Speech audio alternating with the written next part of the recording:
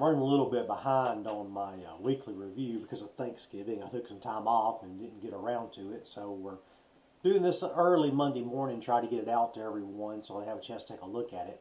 What we have here, bring up first, is the chart of the ES. I'm going to zoom in onto it a little bit. This right here is the Monday candle, so we're going to ignore that for a minute and just go back and look at what happened Friday. You see, we had the market move down into a potential buy zone, move back up into these two ATR move on the Bollinger Bands. It showed a lot of strength right up until Friday where you got weakness. It's still not in an area that I can tell you to go long. It's certainly going to have to be below this band before I'll be looking for a long. And looking at this candle on Friday, my gut feeling would be to wait till today, Monday, and kind of see how the market plays out. It does look like early in the morning here it's showing some weakness, but that really doesn't mean a huge amount just yet. Most of the trading hasn't started yet. It could easily reverse this. But, the weakness you saw Friday, the weakness we're seeing here early in the morning on Monday, would seem to indicate that we're going to get a pullback, into this area right through here. I can't tell you how much lower than that it would go just yet. I'm going to have to see how things shape up. But I certainly am not looking for a long with these candles. I'm leaning more toward the short side, or better yet, if you don't want to do a counter trend trade, just stay out. There's no reason you have to get in. You could wait till it pulls back through here and then start looking for a long. Let's look at bonds and see what they're showing us.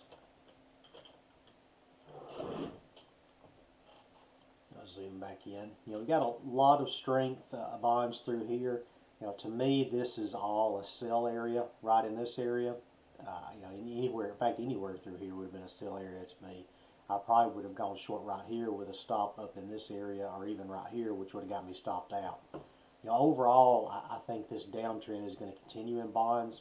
I think you've got a lot more just looking at the chart. Even though this candle is looking a little bullish, I think that you've got a lot more potential to the downside here.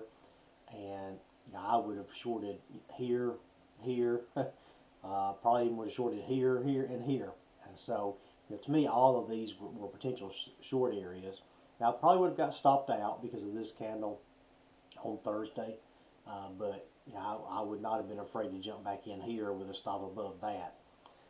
Again, if you're looking at where my stops would have been, there was very little risk because I'm right at the top of this price action through here, and I'm over this one ATR band. Ideally, I'd like rather be at a 2 ATR coming down, but one ATR when you're trading with the trend, you can do.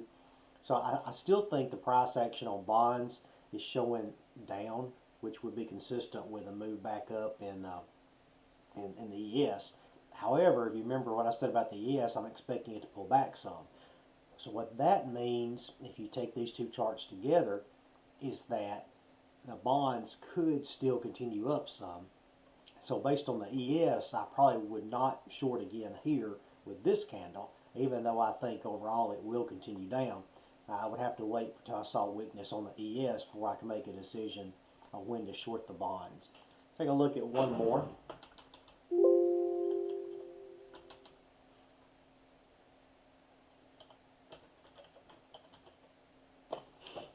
Make my mind which one I wanted to use.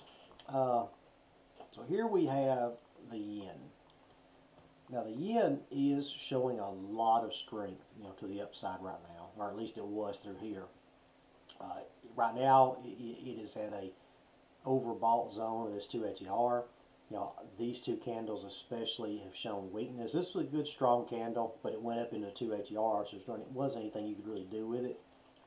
The question is, we got consolidation here for a move up on this trend line right here. My gut feeling is that we're going to start back down because, there may be a little more strength. I wouldn't short it today. I would short it probably below this area because, if you remember what we saw in the ES, there's still a chance it can move up a little before it pulls back, but I do think the ES is going to pull back. So as the ES pulls back, then the yen may continue up while the ES is pulling back.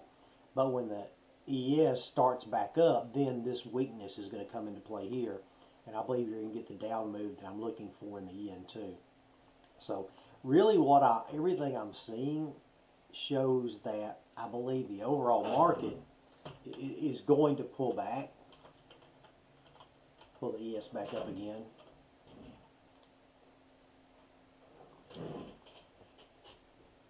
You know, it's overbought in this area as far as between the 1 and 2 HER. You've got a weakness candle here. Again, this is Monday. This is today's candle, so you really can't tell from this what's going on yet, but it does look weak, at least in the morning. Could easily reverse.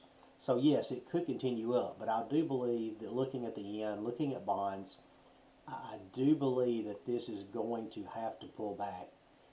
Bonds are a little less clear because they're pushing up, and this hasn't quite dropped yet. But I do believe if you take the three as a group that we are going to see a pullback in the market. You've got you got a little more strength through here, but now we're showing a little more weakness as far as momentum is concerned. A little consolidation, narrowing of the Bollinger and the Keltner bands. So it is slowing down. It's going to look for a direction to go here eventually.